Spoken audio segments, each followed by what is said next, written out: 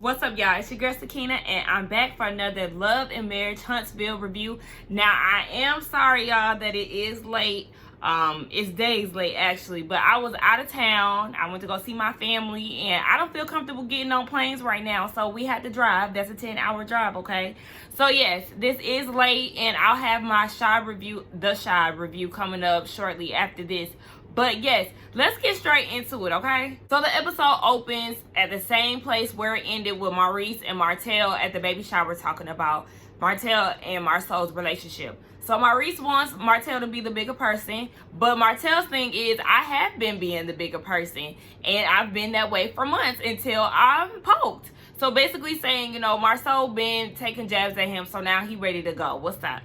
Now, when he said that he wasn't saying anything, Maurice was like, actually, you did. And then he had to let him know, like, don't forget, you said something about Marcel having 20 girlfriends. Of course, the only reason why Martell said that is because Marcel was making jokes and comments about Martell's infidelity. So he's like, how are you going to make fun of me when you out here with 20 girlfriends? Like, don't come out here and make a joke out of me when your ass been doing some sly shit behind your wife back, too. And Maurice was like, we apologize about that. My brother is not a malicious person. Yeah, and he did apologize. Martell seen right through that shit and was like, the only reason why he apologized was because he know I got some shit on him. So that was his best bet. He know that Martell was going to unload on his ass and spill all his tea in front of Tisha. But then Maurice said, no, Martell was saying what he said about Marcel. Or what, wait, what he say?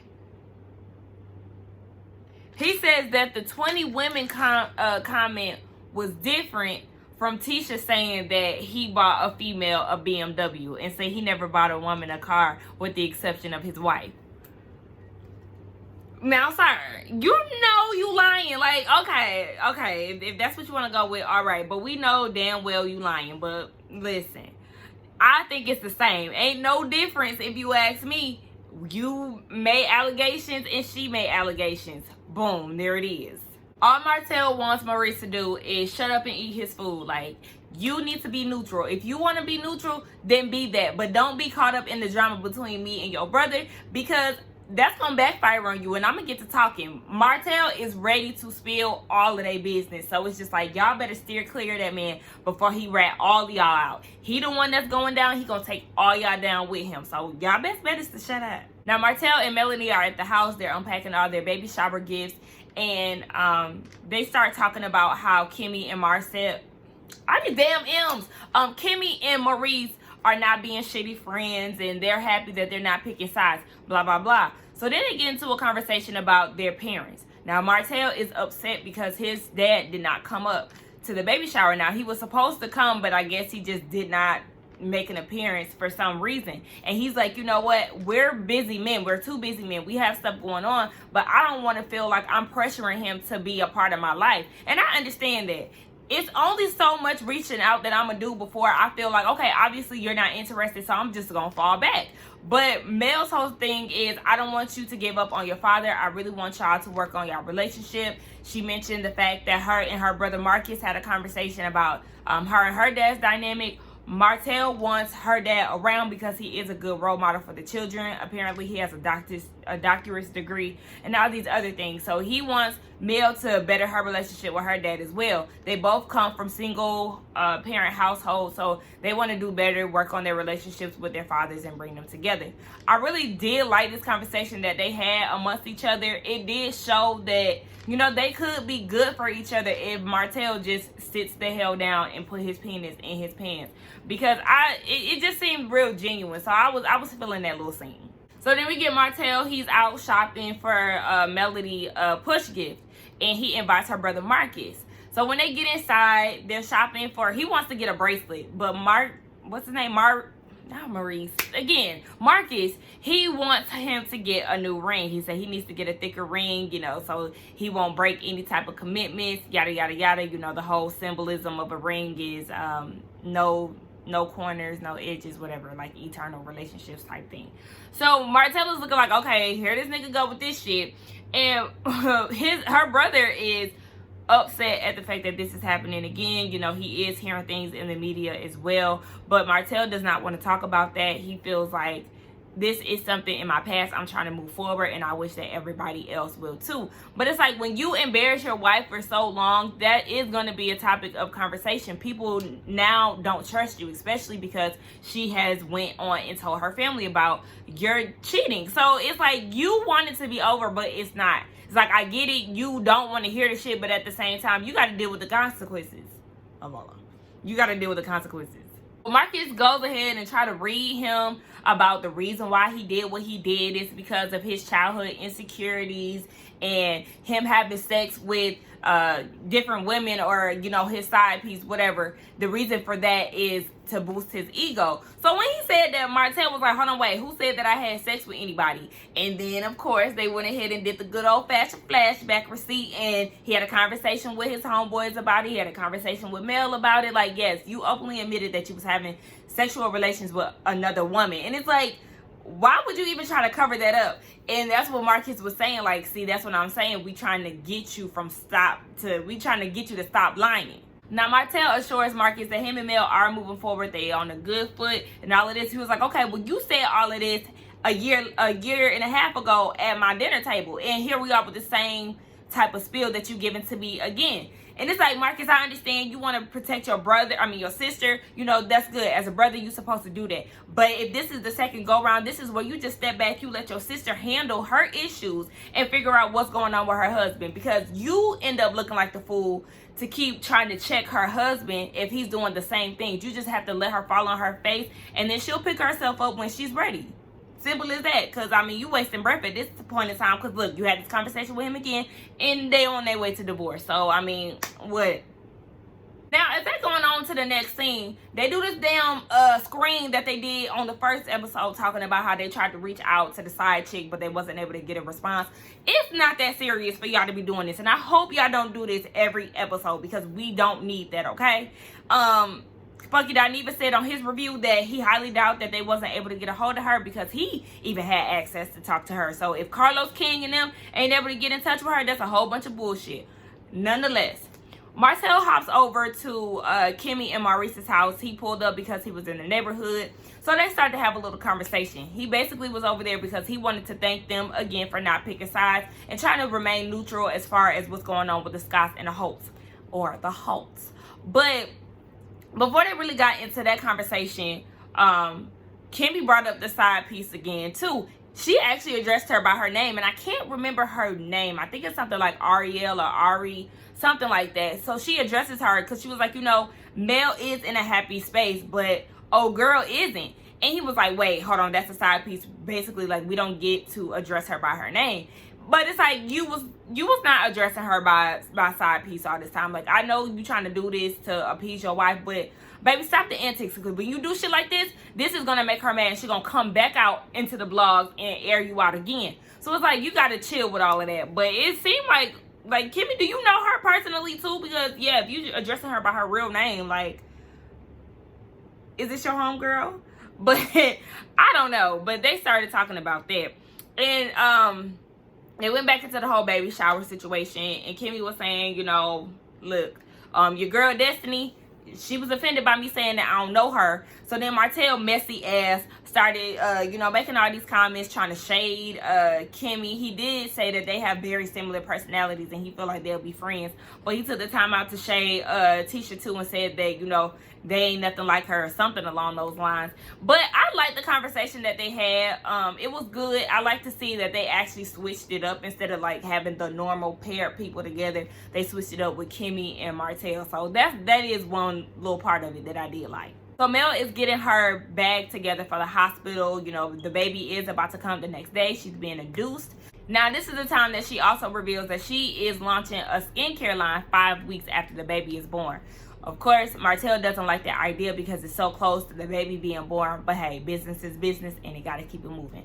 So he's helping her with all of that stuff for her bag. And he was like, well, you know what? We need to go ahead and get some snacks. He goes into the snack drawer and he throws her the gift, the push gift. And he explains to her, you know, I'm sorry for all the things that I put you through. And, you know, saying all these sweet words. She started crying, you know, get real hormonal.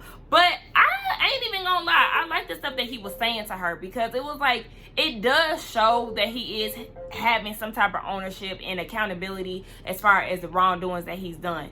He has his personality is more bearable, and I know this is only episode 2, but he usually irks the hell out of me, but his personality is more bearable these 2 episodes, so it does kind of seem like he is doing some type of changing. So I did like the conversation that they had. I'm like, okay, Martell, I really do want them to work it out. The more that I see them in like genuine spaces, I'm like, okay, well, I can see why y'all together. You know what, y'all do make a good little team. I like the way y'all support each other, but like I said, the blogs, they supposed to be breaking up and getting a divorce. So I don't know what the hell to believe with them sometimes. I be all over the damn place with my emotions between the holes. She ends up getting induced the next day. She is nervous because she never had to experience this with any of her other children. But you know what? She's good. Now, Martell got this camera going on, and he was doing a little baby cam, being irritating as hell, being a man, saying that, you know, the pain ain't that hard and blah, blah, blah. I'm like, look, if you ain't never pushed no baby out your vagina or your little pee hole, I'm gonna need you to be quiet. You know how small that hole is, and a big ass 6-pound, 8-pound baby coming through there? Absolutely not. The baby is here, and she's a pretty little girl. Martell says that the baby signifies a new chapter in him and Melody's marriage or life, and Mel says that the baby for her signifies that God is with her. Because of all the stuff that she had to go through during the pregnancy, the baby is here and healthy, so you know, that's a clear sign that God has her back. Now they fast forward over to 5 weeks later, the launch day of her skincare line, and it's at the same venue that they had the baby shower at. Why not? Shit, it's nice. But anyway, they're talking, and she's trying to get stuff situated. It was really nicely decorated. I love the cookie little display. Them cookies look real good. But outside of that, come to find out, she had got into a fender bender the day before, so she asked Martell for a massage, and he was giving it to her, and he was saying like, you basically need to slow down, you got a lot going on. And he said basically like, you're doing stuff half-assed, because he said that the projects that she does is like 50%, 60%, and she's like, hold on, wait, I feel like I put 100% in all the work that I do. And he was like, okay, you might do it, but I mean, like, where the money at? And it was very Todd and Candy-ish, baby. I was getting a real flashback of Real Housewives of Atlanta. And you know, he was talking all his shit, but then was trying to give her encouragement, because I was saying like, look, this is the wrong day to be having that type of conversation. But he was also trying to uplift her with a little bit of praise and trying to get her ready for the launch. In her confessional, she was hyping herself up, saying that she's so excited for this day. And Martell was like, yeah, cool. And she called him a hater. I said, ooh, baby, this is, I wouldn't say that Todd is a hater. He just wants Candy to take some things off of her plate. But it was giving me that vibe. And at the same time, you can see why he acts the way that he does towards her or last season, because he was jealous. And I did say that, like, you could tell that Mel is the star of this show. You know, I love Kimmy. Kimmy is my favorite though, but you know, she is the more popular one. And to see Martell not being that rising star is definitely bruising his ego. A little bit of like Ike and Tina type shit. But anyway, yeah, he was hating. Now she comes out and she greets her guest at the launch, and she had on this extra ass dress. It was very extra. And I know that's her thing. She likes to be extra. But my thing is, okay, the dress, all right. But why you got Laberic and Destiny and a whole other group of people coming behind y'all while y'all entering the room? Like, that was weird to me. Like, is this a wedding party? Like, it just didn't make sense to me, but whatever. Now, speaking of Destiny and Laberic and them, Kimmy shows up. And as she's walking into the building, Mel and Martell are talking to Destiny and Laberic. And when Kimmy greets them, she says hey to the hosts and didn't say shit to Destiny. And you know, Destiny is looking at her like she feeling some type of way. But Kimmy's whole thing is, look, I give you the same energy that you put out. You want to try to call her out at the baby shower and do all this unnecessary bullshit. So, baby, I'm not going to pay you no attention, because that's what you want out of me. Like, I'm not doing that. And I applaud Kimmy for doing that, because it's like, look, bitch, we ain't got time for all of that. I don't know you. I said what I said. And since I don't know you, there's no need for me to even talk to you or address you. So Mel gets up to the front of everybody and starts telling the reason why she started her skincare line. Come to find out, she had some type of rosacea where she breaks out into a rash at a particular time out the year. Her thing was for the fall, but this is what moved her to create her skin line. While she's giving her speech, baby Miss Tisha is on her way in to the building. Now she didn't came, and I'm like, okay, if you gonna come into a spot that you know that you wasn't invited to, you may want to be selective in your outfits, because you're the only one with a bright yellow polka dotted dress or jumpsuit, whatever it was, an outfit on, and it made you very obvious. So as Mel is saying her speech, she was like, oh hell no, like hold on, wait a minute. She sees that this girl that came up in here with no invitation. So she goes and pulls Martell off to the side like, we not having this. And as she's talking to him, a security guard had walked by. So she was like, security, security. I don't know why she was saying security so country, but she was calling him, asking him, you know, what he can do within his contract. So basically she got the okay that he can escort people out. So he was like, okay, well come on, I'm gonna need you to escort her right there. Yeah, the one with the yellow. Yeah, get her up out of here. She wasn't wanted. Now, as she's directing him to do so, Martell is in the back like, yo, oh my gosh, this is crazy. Like, being real instigatory and real hyper about it. The shit was actually funny as hell. It had me cracking up. But, baby, that damn security guard had came over there looking awkward and uncomfortable as fuck. Like, you could tell he didn't really want to do it, but I'm wondering, why the hell didn't you pull this lady to the side? You literally pulled her from a conversation that she was having with a group of people to be like, oh yeah, I was told to escort you out. What? Like, you couldn't be like, hey, can I talk to you for a minute? Yeah, just a second. Can you come over here real quick? I was told to escort you out, yada, yada, yada. But no, you want to put her on blast in front of everybody. I know you was in an uncomfortable position, but damn, you need to think before you do, sir. Oh yeah, but I forgot too, like, Tisha said the reason why she came because she went straight to Kimmy, and Kimmy was like, yeah, you're here. Of course, like, she was uncomfortable at the thought that she walked up in here unexpectedly. So she gives this reason like, yeah, I'm developing as a professional, so I want to develop personally too. So I just decided I was just going to show up here.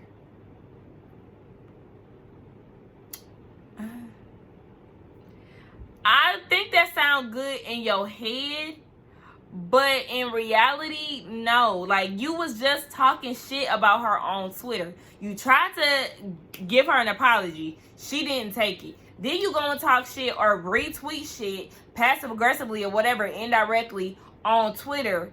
And then you show up to her event. How do you think she was going to take that, Tisha?